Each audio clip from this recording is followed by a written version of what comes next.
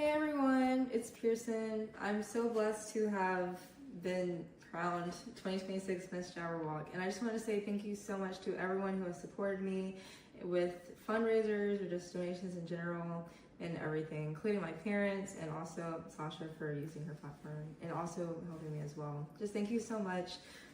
All glory to God. Thank you.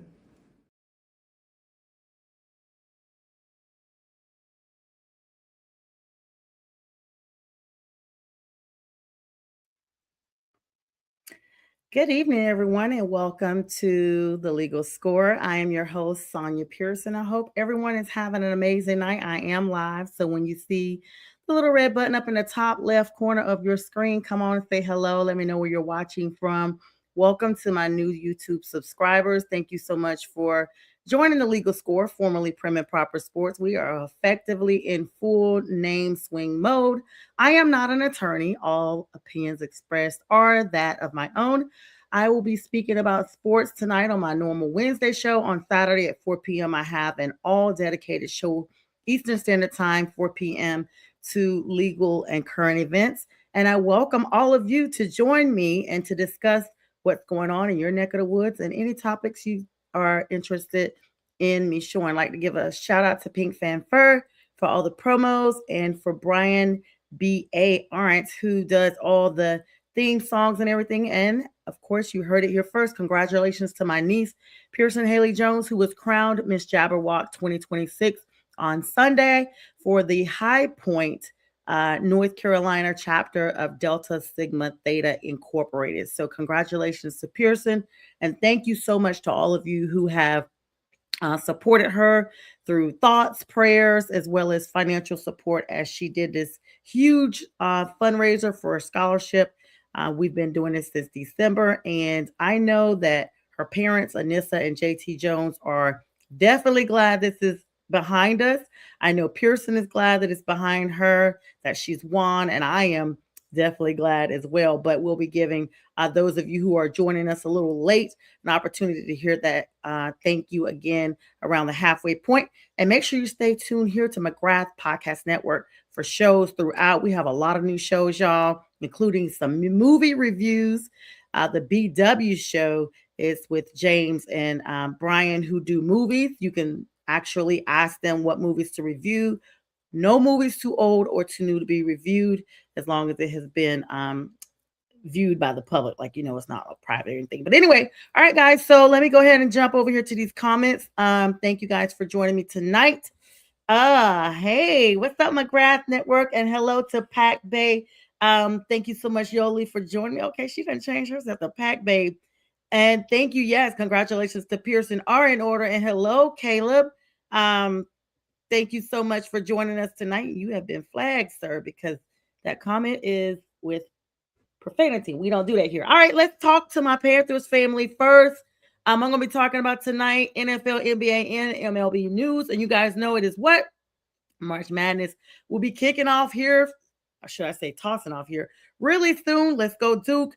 But before I go into all of that, the big news today came out of Carolina. The Keep Pounding off-season updates continue, you guys. The big trade, Andy Dalton, the backup quarterback for the Carolina Panthers for the last several seasons behind Bryce Young. Even saw some debut time there when Bryce took a sabbatical, I like to say. He has been traded to the Philadelphia Eagles. Now, this afternoon. Adam Schefter confirmed this, that the AP confirmation came through that the Panthers have traded the veteran quarterback Andy Dalton to the Philadelphia Eagles.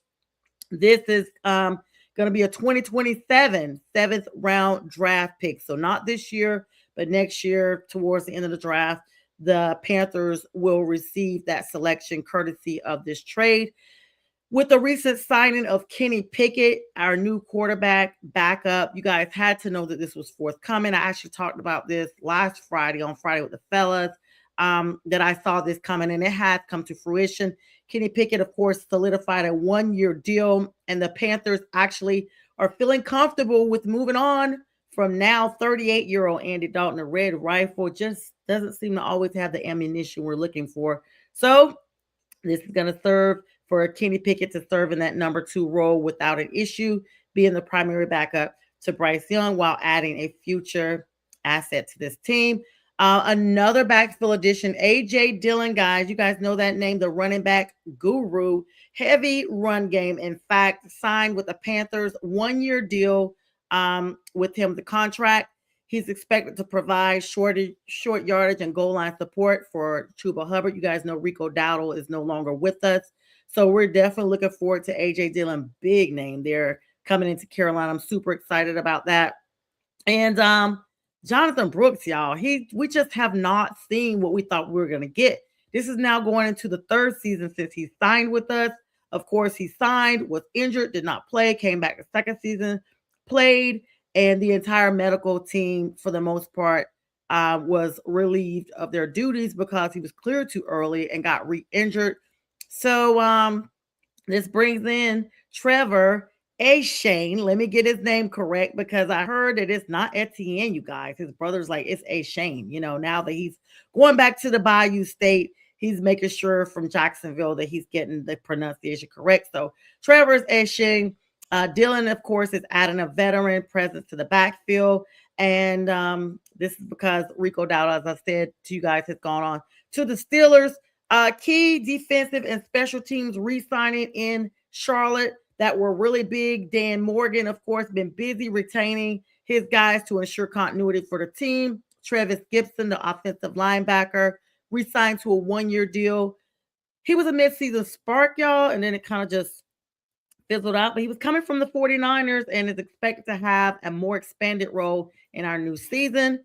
Sam Martin, the punter, the veteran punter, returns on a 2-year deal now. Instead of, a lot of teams are giving 1-year deals, and I do not fault them because with injuries and performance, you just don't know what you're getting when you're signing these big name players. So the Panthers are playing it smart, but with the punter position, they went ahead and decided to give Sam Martin 2 years instead of 1.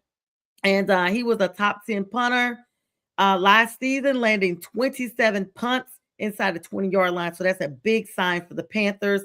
James Mitchell, the tight end, re-signed for 1 year.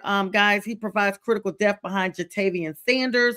And Nick Scott, the safety, is officially back on a 1-year contract. He's coming off of a career-high 111 tackle seasons and is projected starter alongside Trevon Mooring. So offensive line stability, Rasheed Walker, signing of the former Packers and Saints tackle is now official. This is a massive insurance policy for the Panthers for the left tackle spot, while Ekwan continues his rehab from a torn patella tendon. So you just got to look at it like that. This is like literally a new identity for the Panthers, feeling ourselves after the maturation of the team and going into the playoffs last season. No matter how we got there, we got there. And so this season, they want to make sure that, listen, we don't want no ifs, ands, or buts about it. We want to make sure everyone knows we have earned our spot there. So look for the Panthers to be really solid on both sides of the ball. And look at it.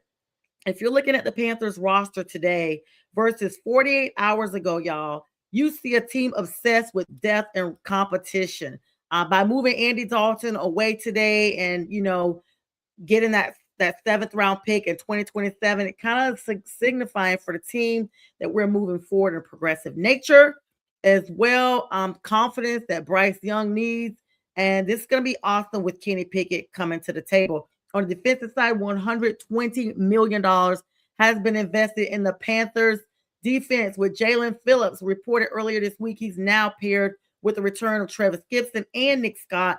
And this is just not a rebuild anymore for Carolina. Like we were doing that the last 2 seasons, y'all. We are now no longer going to be 8-9. You heard it here first. And even though we led the NFC South and got the title, that is just not going to cut it for us.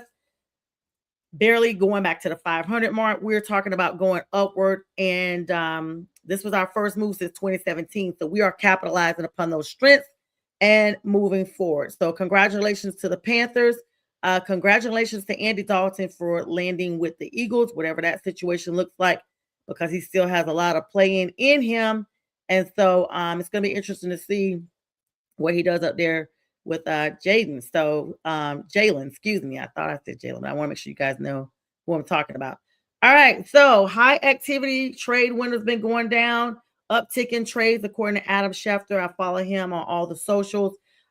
Teams are repositioning themselves following initial free agency wave. Chicago Bears, under second-year head coach Ben Johnson, Bears are being touted now as Super Bowl contenders, y'all, for 61 is what they're talking about. Potential trade candidates floating around. Wide receiver, of course, DJ Moore, already traded. Defensive tackle Jervon Dexter and running back DeAndre Swift. Bold predictions, analysis are coming in saying the Bears are going to be over the Bills in a Super Bowl matchup. They're projecting that the Bills are going to do this with all the people they've brought in for the 2026 season. And this is going to look on what Caleb Williams is going to be looking like. It's predicated on his development with the team. NFL is reportedly contemplating expanding the trade window, guys, because it's so busy right now in this one time period. They're thinking about contemplating expanding the trade window for future draft picks, currently limited to 3 years out. Discussions are underway to actually allow teams to trade picks further into the future, similar to the NBA's long-term asset management style. So, I mean, you just got to look at it. Early analysis of 2026 schedule suggests it's going to be a lot of holiday matchups that you guys are going to not want to miss, and international games. We know about those. Going to continue to be a primary focus for the league's expansion strategy. Now, this is my thing. The Cardinals and Panthers are kicking off the Hall of Fame game August 6, 2026 in Canton. Super excited to see Roger Staubach, Larry Fitzgerald, Drew Brees, and Adam Vinatieri, and of course, Luke Kuechly inducted into the 2026 draft class of the Hall of Fame. I will personally be at that game. I'm so excited. Have been to Canton before when Tony Dungy was enshrined, but did not get an opportunity to see the game. And I did do a tour of the hall itself once everyone's bust was actually in there, and had a really good time. I was invited to guest this time. Got tickets to go to the game, got tickets to go to the enshrinement. And just going to be an amazing weekend. Definitely will be planning to attend the parade as well. And I will be hoping to get a nice close up like I did before, so I can get some really good pictures. And so congratulations to those guys. But that's what's going to kick our season off: Thursday Night Football, 8 p.m. Eastern Standard Time, live from Canton, Ohio. And that time will be here before you know it, y'all. So for fans and teams that are traveling, Southwest Airlines, guys, this was funny. No plug to them. I'm just letting y'all know. They have actually officially updated their policy to change the all check bags policy. So they had Southwest used to have basically you fly and you don't check your bags. You get 2 bags for free. And trust me, your girl was taking advantage of that because it was 2 bags that were checked for free and you got 2 carry-ons. So no matter where you went, you were not paying for those baggages. So last year, January, they came out that they were going to implement charge bags, like everybody else. Everybody's recuperating from the travel issues we've had during this pandemic and what have you. So they were recuperating their money, right? You know what I'm saying? They're recouping their money. It's recuperating still too. And so basically now they're like, hey, if you are going to a game, we will actually update this, and we are going to basically try to look at seeing what we can hook y'all up. Now, I don't know what that's going to look like. I'll follow up, guys, as the information updates, but that's what I have for now. All right, guys, so let's talk a little bit about some NBA news, and then we'll delve on over to March Madness. Now, Atlanta highlights tonight. Atlanta 124, Orlando 112. We saw T.I. come back in the arena and perform, and he has not missed a beat. So for all of us, Gen Xers that, were literally like around T.I.'s age, and we enjoyed him in the late 90s, early 2000s, he is back, y'all, and literally just amazing. So he performed his song. Of course, Atlanta beating Orlando. Jalen Johnson dominated with 24 points, 15 rebounds, and 13 assists, a massive triple threat for him.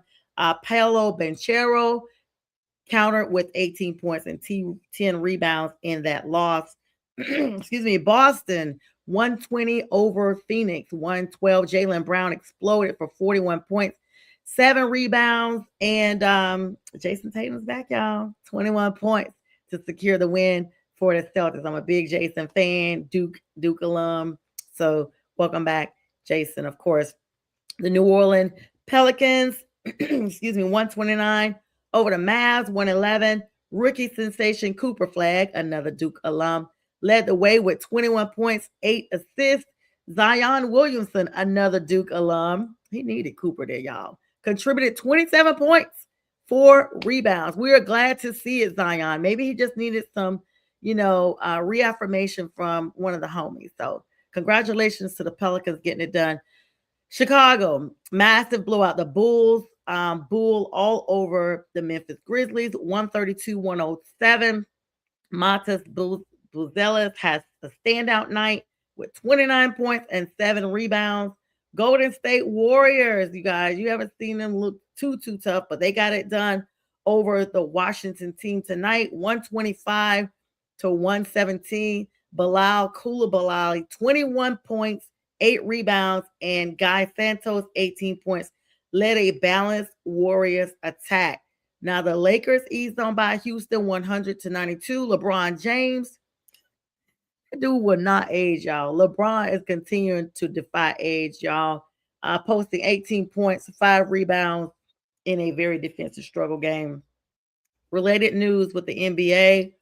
The NBA Commissioner's Office, of course, is continuing to vet Seattle and Las Vegas as primary candidates for the next round of league expansions. For you guys who don't know, excuse me, I gotta take a sip on this one.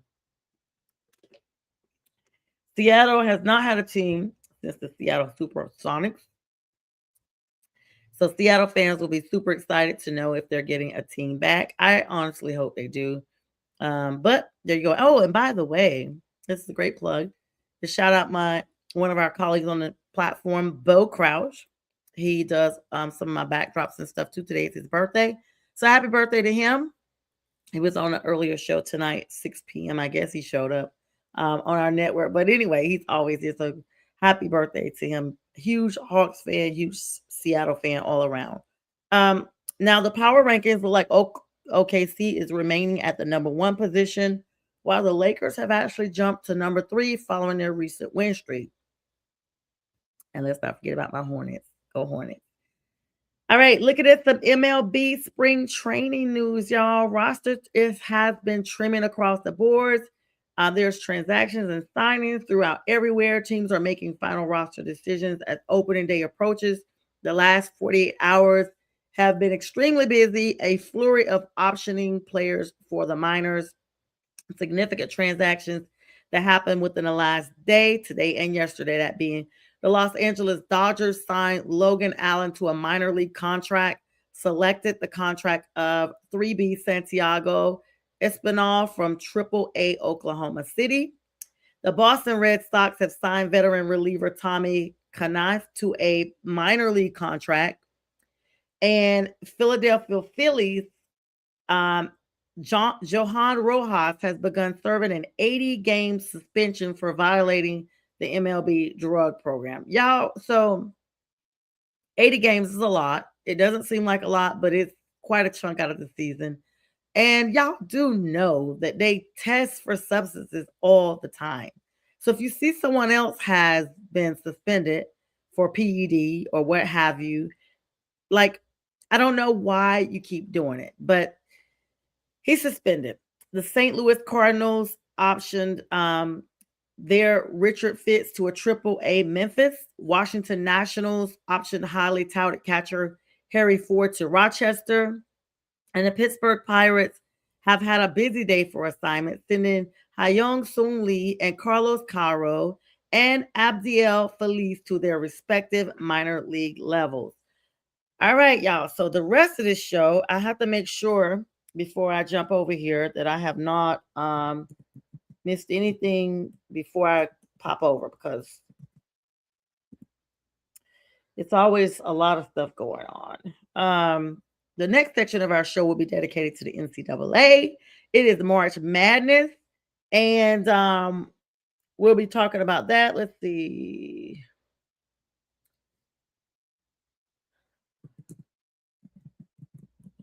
I always like to get, like, every time I log on and log off, something else has happened. So I got to make sure I double check while you guys are on here. Matter of fact, Like I said, OKC is now 54-15.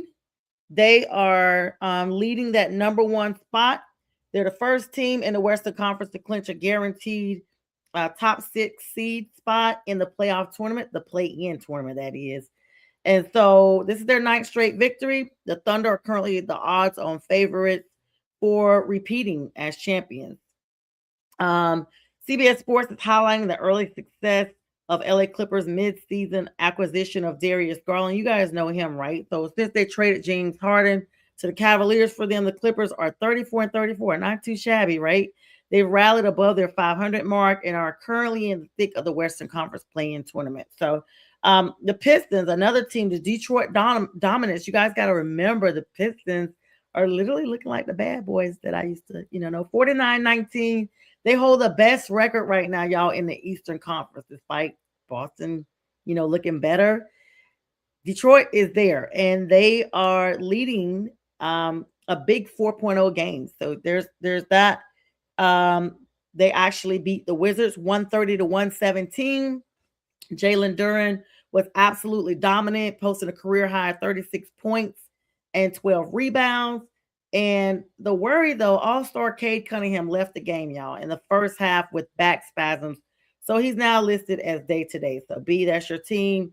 And the Wizards know rookie Bub Carrington scored season high of 30 points in that game. Charlotte Hornets get it done over the Miami Heat. I told y'all, watch out for my Hornets 30-game win, 136-106.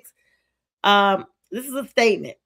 Because normally the Hornets are literally, you're wondering if it's them or Atlanta that's going to be left to come into the league, into the play-in part. Well, we're making a statement. We're there.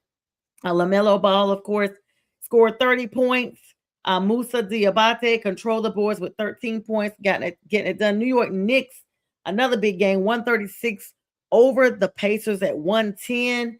The Knicks continue to look like they're the most physical team in the East. So despite the records with Detroit and even other teams, the Knicks are physical. Now, y'all remember them getting rid of Tom Thibodeau without a backup plan like last season, like during the season. I don't know. Looks like they are onto something. Josh Hart exploded for 33 points, and Karl Anthony Towns, of course, secured a double win with the 11 rebounds. San Antonio Spurs, another big game, 132 over the Kings, who had 104. 51-18. They are continuing to be on the heels of OKC, so don't get it twisted. They are right there. Despite the loss, Kings Max and Renaud had 32 points. So congratulations to them. Matchups for tonight. Steph Curry is still out with that knee injury. That game is going on right now. Golden State at Boston. 7 p.m. is that game. OKC at Brooklyn is also going on. Thunder looking for their 10th straight win. The Mavs are playing without Kyrie Irving. Of course, season ending for him. Atlanta at Dallas. That game just started here about an hour ago. And the Lakers are at Houston. That game will be starting in about 5 minutes. A massive West back for the 3rd and 4th seed. All right, guys. So I need to talk to you guys about some more news while I'm on here. So Kansas City, the Chiefs, before I move on, I almost forgot. Kansas City actually traded for Justin Fields. And my question is this: what does that look like for Kansas City? Now, there's a lot of talk. People want to know if Travis Kelce was going to come back. He said he's going to come back. Every, as they say, dog has their day. And I guess in my opinion, I'm saying every chief has their day. Kansas City was on the cusp of becoming a dynasty. They were what everybody referred to them as the team to beat. They literally were feeling like they were going to go for a three-peat, what have you. And it just didn't happen. It was like, okay, you look good, but then you don't even play like you care. It wasn't even about injuries or people missing. It was just, in my opinion, it was a lot of media hype around Travis Kelce and Taylor Swift. Travis didn't even look like he wanted to be there most times. In fact, he was dropping a lot of crucial catches that we were just like, hold on. Did Travis just drop that ball? He just didn't even move the same. Um, Justin Fields to Kansas City is a huge story, guys. This actually happened on Monday, and the details were all finalized on today. I mean, they're gonna get so out of this deal, the Jets are gonna get 2027 seventh round pick. And excuse me, they gave up that in addition to Justin Fields. They're getting a 2027 sixth round pick that they're gonna send to New York, the Jets. Fields actually has arrived in Kansas City and passed his physical today, making the trade official. Because y'all know we've already seen that with Max Crosby. Like, hey guys, you're signing and we're signing, but we need to make sure that you're able to perform. According to Adam Schefter, he actually noted that while other teams were interested, Justin actually requested specifically to be traded to Kansas City to work under Andy Reid. So highly respected Andy Reid. Justin actually asked to go there. This is the salary retention. Jets are paying $7 million of Justin's $10 million guaranteed base salary for this year coming up. The Chiefs are only on the hook, y'all, for $3 million. So they got him for dirt cheap. And they're not going to be that far behind with their salary cap. And so he's going to be unrestricted free agent after this season. What's up, J Train? How you doing? Good to see you. Thank you so much for joining me on tonight. Thank you. Please share. Of course, J Train will be with me on Friday with the Fellas. And of course, we'll celebrate his birthday month. All right. So this is big for Justin to be there. My question is this. This is all looped in with Patrick Mahomes. The primary driver for this trade is the health of Patrick Mahomes. Y'all know he's out, hurt, rehabbing from a serious knee injury, torn ACL and LCL. Like this dude is really botched up right now. This was like during the last part of the season. Matter of fact, it was December 14th when he went down with that injury. Now, the Chiefs have said he's going to be back week 1, but it's questionable about whether or not he'll be present for training camp. Excuse me. So for training camp. And in fact, it's questionable at best. By them getting Justin now, the Chiefs have actually gotten a dual threat starter who can take 100% of the first team reps during OTAs and training camp. And this gives them an opportunity to see what Justin looks like and how he's meshing with the team. This is going to ensure that the offense doesn't miss a beat while Patrick continues to recover. Speaking of recovery, I got to take a quick break. I'll be back here shortly.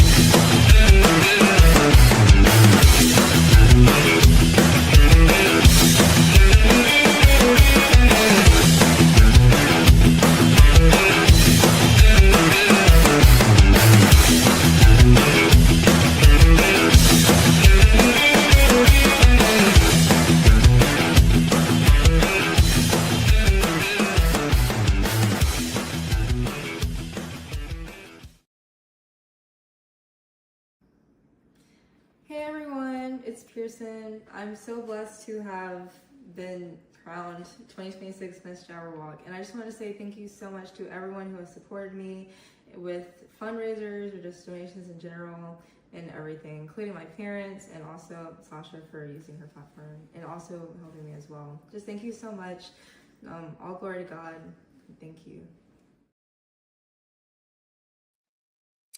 All right, guys, we are back for the second half. Now, while I was out, and congratulations to you again, Pearson. While I was out, y'all, while we were on break, I need to check into some validity of some information I just looked at. Let me wrap up this plug with the Chiefs news, and then I'm going to dive into another bit of football news that I need to vet first, and then we'll go from there. All right. So, and you guys feel free to help me out because this stuff be happening like so quick. All right. So, the Chiefs basically do need Justin Fields because if not, they don't have a solid runner for quarterback, for leader, because y'all know Gardner Minshew departed in the free agency to sign with the Cardinals. This is a high upside and an insurance policy that Chiefs are cashing in on by bringing Justin Fields in. And of course, this is the mobile style of Steve Spagnuolo, scouted team in Andy Reid's playbook.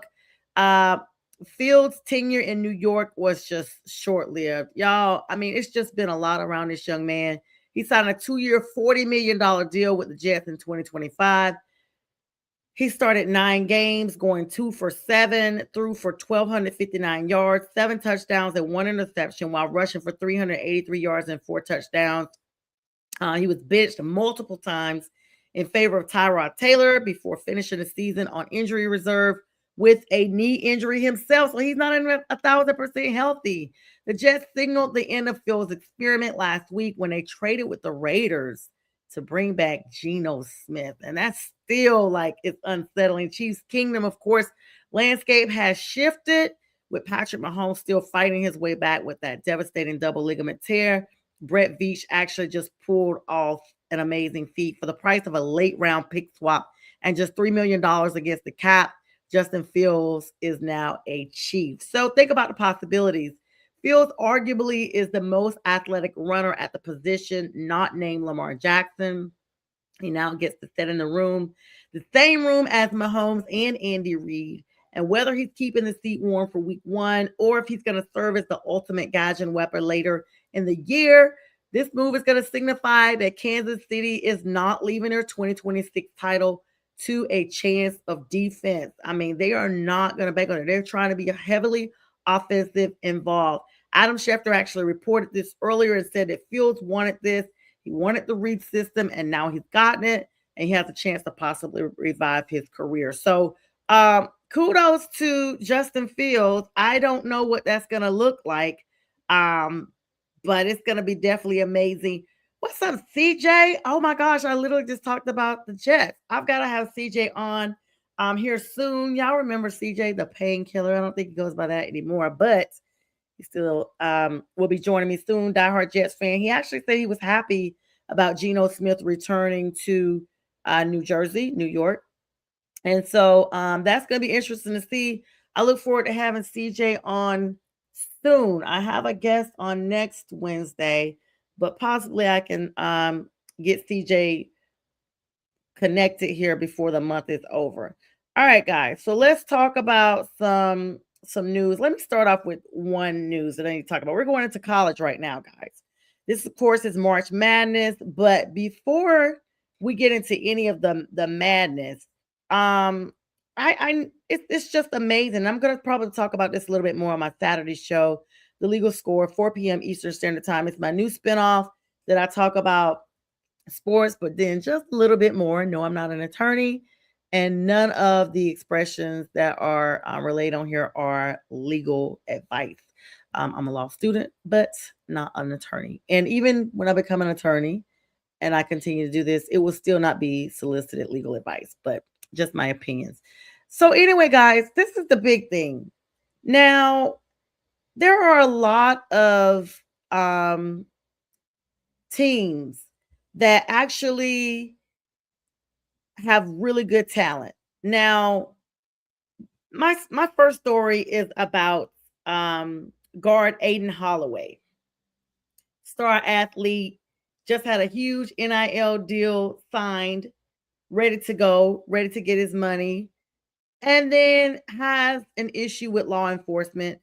2.1 pounds of marijuana found in a backpack, suitcase, and other places in his residence. Now, I get that, these kids, they're not going to be perfect by a long shot. He has been removed from campus because of this. This is according to a statement from UA Athletics yesterday. And he will not be playing in the Crimson Tide's first round NCAA tournament. So, Hang on, let's see. CJ says this is a great move for both teams. Fields will have a chance to sit and be coached. Let's go, SJU. Yeah. So anyway, when teams actually have their big stars getting ready to come up and play these positions, and now all of a sudden you're not going to be playing because you have now gotten into this trouble, you will sit, and it's just really, really weird. All right, hang on, guys. So this show may be a little all over the place because it's still breaking news popping off, and I gotta make sure I tell y'all this because it's hilarious. So y'all know I was just talking about Max Crosby like a minute ago. So according to The Rush with Max Crosby, his podcast, he says that the Baltimore Ravens flew him on a commercial flight with regular people instead of a private jet, and then he had to drive 2 hours after the flight to get there. Y'all, this was hilarious. They had no respect for him off the rip. Um, I don't know. That's really hilarious. All right, so let's talk about these March Madness. Now, the last national title by an SEC team belonged to Georgia in 2022, Alabama in 2020. There's a football stat. But now we are looking at March Madness, which is their basketball. The interesting thing is, of course, my guys are number one. But if you have been filling out these brackets, this is upset city. This is the time when, you know, lower seeds like nothing to do better than take down the top contenders. So we got a lot of teams that March Madness is about to kick off right now. We got a lot of teams that are going to be coming up against each other now. The first four playing today and tomorrow. First round actually kicking off March 19th. By the way, happy heavenly birthday to my grandmother. Her birthday will be on the 19th. And then the final four is listed for April 4th and 6th. Top seeds teams, of course, Duke and UConn for the women. Like we are seeing the same faces, guys, as we've seen before. Matchup highlights are number 4 Arkansas versus number 13 Hawaii for the Western region. Number 7 Miami versus number 10 Missouri. And for the Eastern region, we got number 1 Duke versus number 16 Siena. Midwest region, of course, number 7 Kentucky. Y'all remember those Wildcats versus number 10 Santa Clara. And other key matchups of number 5 Michigan versus number 4 Texas A&M, and number 1 Houston versus number 8 Gonzaga. The women's tournament highlights have number 1 UConn versus number 16 TSA, and number 3 Ohio State versus number 14 Howard. A lot of those lower seeded teams are seeing their debut here. Number 6 Notre Dame versus number 11 Fairfield. These are all the brackets being filled out. I'm not personally doing one for the women's. I am only doing one for the guys. But the big news from Duke, guys, devastating news, of course. Caleb Foster, the guard, is out for the season with a fractured foot. Additionally, center Patrick Njogba is not expected to play Thursday versus Siena. Louisville star Mikael Brown, the guard, is out for at least the first weekend with a back injury. UCLA gets some positive news. Donovan Dent, his calf, and Tyler Ballado, the knee, are expected to play Friday versus UCF. Now, UConn Silas DeMary is questionable with an ankle sprain, and he is getting ready to have some images done. Those results are pending. I mean, guys, this is just what we look at as far as all the teams are going. All the teams are going. And some people don't have a dog in the fight. And this is what happens. And speaking of, Holloway just got arrested for Alabama. They are looking to make a significant impact in the playoffs. But he got arrested Monday after they found this marijuana during a narcotic search at a Tuscaloosa residence. Now, I don't know what tipped them off, but for him to have that amount of marijuana in his room, I don't know. Is that enough to consider that you are selling or distribution? I don't know. I don't really know what the Alabama laws are for that. That's why I said I'm going to look into it and probably talk about that a little bit more on Saturday, at my 4 p.m. show, because that is very interesting to look at, to see that, number one, that you kept it there, like anybody could have had it, and number two, that it was such a significant amount. But like I said, I don't know if 2 pounds is considered a significant amount for one person or not. I don't, indulge in that. Maybe some of y'all that are listening can drop the comments. Even if you don't drop them now, maybe when the show is over, you can drop those comments. But just a lot of interesting things. Of course, UNC is still in there. Chapel Hill, the Tar Heels, they have a Caleb that has been injured, but they're still pulling up, showing up, and getting things done. And so it's going to be interesting to see what all that looks like after the fact. Let's see here. We got about 15 minutes left to go. And so I'm going to try to make sure that we talk about this a little bit more going in. Of course, people got the brackets. Some people have their brackets that Arizona is going to win it all. Most people think that that Duke will still win it. I'm personally a Duke fan, so I'm definitely thinking that. I filled out my brackets. But you got to think about it. Is it going to be Duke, Arizona, Michigan, or Florida? Like, those are some of the top contenders for the Big East. Now, who is coming out of the East region? You got Duke, Siena, Ohio State, TCU, St. John's, and then you're going to start getting into teams that were just like, what? Northern Iowa, Kansas, of course, a repeat, Cal Baptist, Louisville, of course, South Florida, Michigan State, North Dakota State, UCLA, UCF, UConn, and Furman. Now, UConn is the number 2 seed, and Duke is the number 1 seed. The number 3 seed, of course, is Michigan State. And so everybody wants to know which team is coming out of the East. Now, Miami of Ohio has slid all the way down to the number 6. Right now, you got even teams such as Boise State, Stanford, Belmont, Miami, Ohio, let's be clear, Northwestern and Yale, and even Wake Forest, California, and Grand Canyon, the Christian University, are still in these playoffs. It's so weird because you don't know what to expect. Villanova's still in there, and a lot of these tournaments actually have glimpses of tournaments from the past. So if you're getting an opportunity, fill out those brackets. It's all for fun, of course. But do you guys think that VCU will upset North Carolina, the number 11 seed versus the number 6 seed? Do you guys think that's possible? Or will it be number 12 Akron over number 5 Texas Tech? Number 10 UCF over number 7 UCLA. That one may be hard to call because those two rankings are very close. Number 10 Missouri over number 7 Miami. I don't know. It's one of those things. Like, number 9 is St. Louis over number 8 UGA. Now, I gotta get my little mouse here. UGA is one of those teams that you're just like, okay, this is good. This is happening. We're here.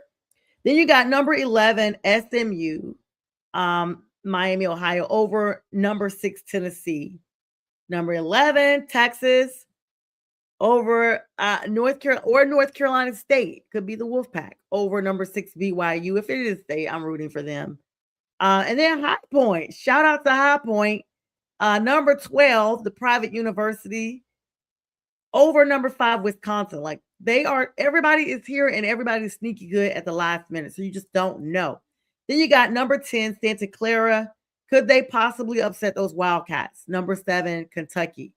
Hofstra, I haven't seen them in a little bit. Number 13 over number 4, Alabama. And of course, with that big news of the arrest on campus, and he's one of their big contributors to the team. Alabama may be eliminated early on. I mean, you heard it here first. And the Holloway legal issues are huge. So I could see that upset coming just because for two reasons. Number one, you don't have his contribution for the team. And number two, I'm sure he has friends on their team that are either so stressed out about the arrest or possibly friends enough to him to be worried about, forthcoming other things that may stem from his arrest, that those guys are not going to be in the right headspace for that game. So that game could be on upset alert. Then you got number 12, McNeese, over number 5, Vandy. Will Vandy go down? And then number 11, South Florida, over number 6, Louisville. Missouri and South Florida guys, for real, are most likely not going to be upset. They probably were really happy. Akron, High Point, and South Florida are possibly rumored to be on upset alert as well. And 8 out of 9 games on the ones I just listed are really not legit upsets because the rankings are so close if you think about it. And you got to look at what teams have these other teams played in their respective conferences that they got the rankings that they got. So I don't know. People want Duke to go down because they're just Duke haters, but hopefully that doesn't happen, especially with the hands of Sienna. A very new thing. So let's look at some closing stuff here as we get ready to wrap up. I just want to make sure I've covered everything before I hop off. In fact, every Wednesday going forward, I'm going to use my last probably 10 minutes to go over any breaking news that has possibly occurred while I was on live or that I just missed some kind of way. And then I want to tell you guys about it before it all goes down. Congratulations to Logan Wilson. He officially announced his retirement from the NFL. This is from Bengals Life, guys. He made clutch plays in key forces on defense. And he actually has announced his retirement as of today from the NFL. And let's see, we got some more stuff.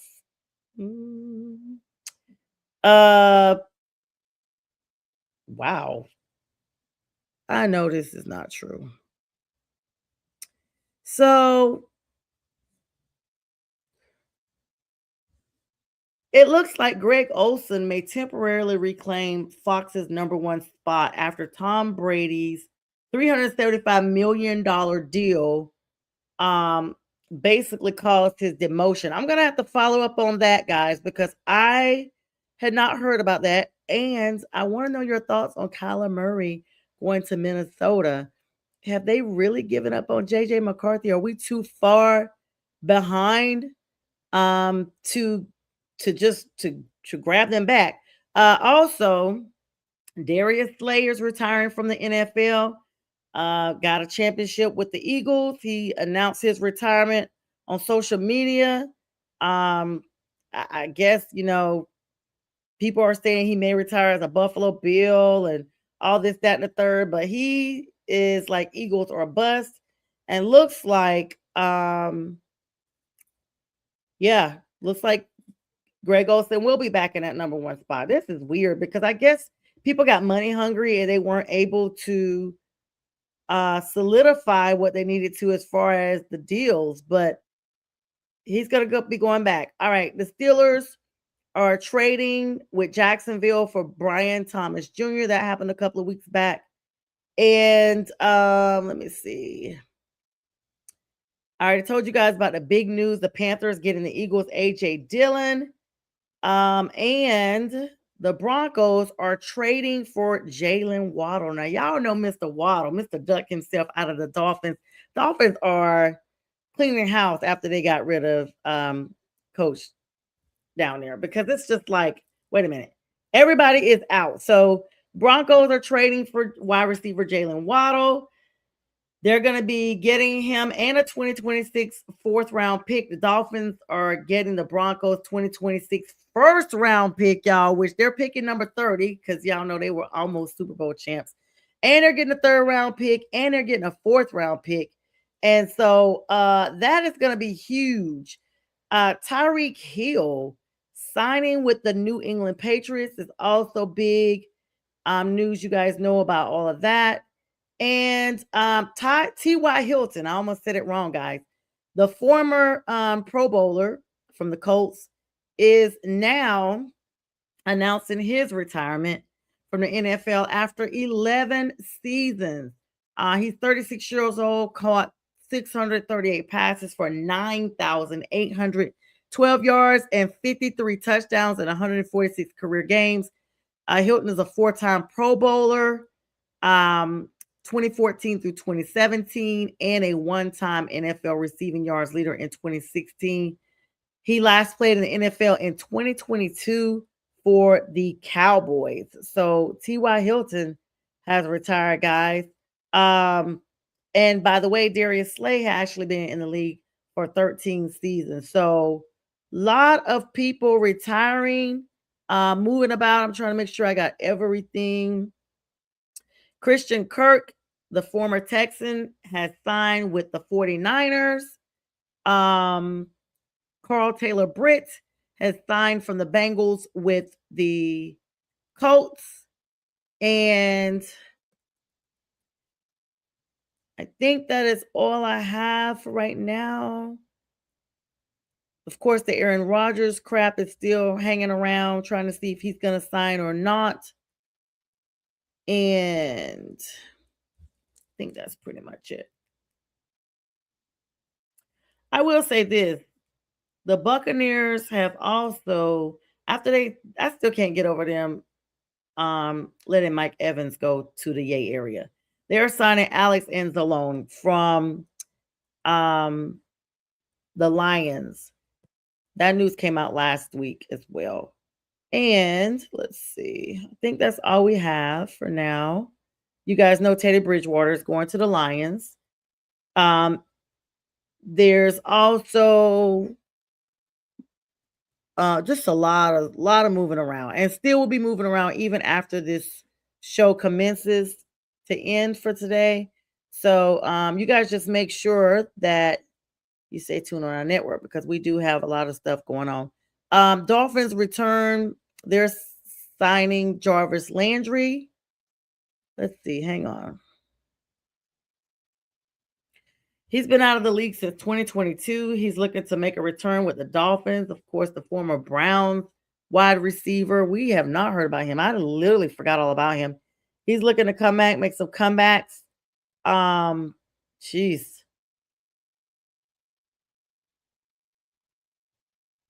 Let's see. I think I got everything for now. As soon as I sign off, I know it'll be more stuff. But there is one piece of news I wanted to end out on because I do want to, and I literally took a picture of this so that I could make sure I talked about it. Is it?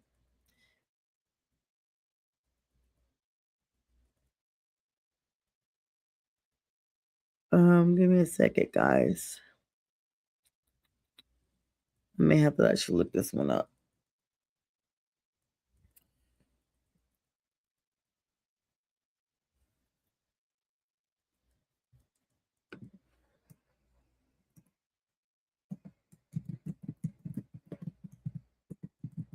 All right, so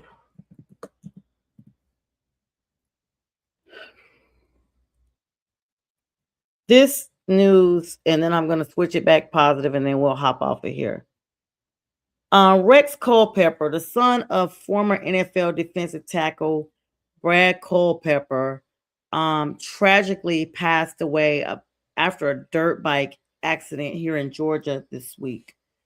28 years old, very sad. Actually, he passed on Saturday.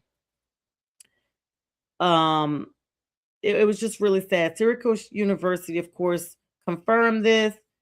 The thing that really gets there is Rex was actually known far beyond this. His dad is who I'm speaking about. He was a cancer survivor. Got the Courage Award for that. And this particular news with, excuse me, my apologies. Rex himself had survived cancer, y'all. In 2018, while he was a quarterback, you guys will remember that he was a quarterback at Syracuse. He was diagnosed with testicular cancer. Like, that's been 7 years ago. So he's only 28. So he's 21 when that occurred. He got a Courage Award for undergoing 100 hours of aggressive chemotherapy. He famously participated in Syracuse's spring games while still undergoing treatment. He led a touchdown drive that became a legendary moment in school history, and he was declared cancer-free in June of 2018. He played for Syracuse from 2016 through 2020, played in 30 games, both as a quarterback and a tight end, and threw for over 1,500 yards and 11 touchdowns. Before his stardom at Syracuse, he was a star player at Plant High School in Florida, Tampa, Florida, to be exact. And his dad, of course, Brad Culpepper, played 9 seasons with the Vikings and the Buccaneers and the Bears. And his mom is Monica Culpepper. But they were known to fans of the reality TV show Survivor. It's really sad because Rex had actually just gotten engaged to his longtime girlfriend, Savannah, less than a month ago. After he followed football in his father's footsteps towards the law, he graduated from Stetson University College of Law and had recently begun working as an attorney at Morgan & Morgan in Tampa. Wow, I did not even know that. So very sad news with them, but definitely thoughts and prayers out for the Culpepper family and for his sweet Savannah, who is clearly just grieved, and for his colleagues at Morgan & Morgan. So with that, I'm just going to double check to make sure I don't have anything else, and then I'm going to hop off of here and make sure you guys join us right here on this network. We have stuff all the time, everything you can think of. And of course, the big news, big trades are always coming around. And we will bring it here to you first. I'll be on live Friday at 9 p.m. with Friday with the Fellas, and Saturday with the Legal Score as well for more news on some of the stuff we talked about tonight. All right, guys, I hope with that you have an amazing night. Thanks for the likes, loves, and shares, and stay tuned for the re-air. Good night.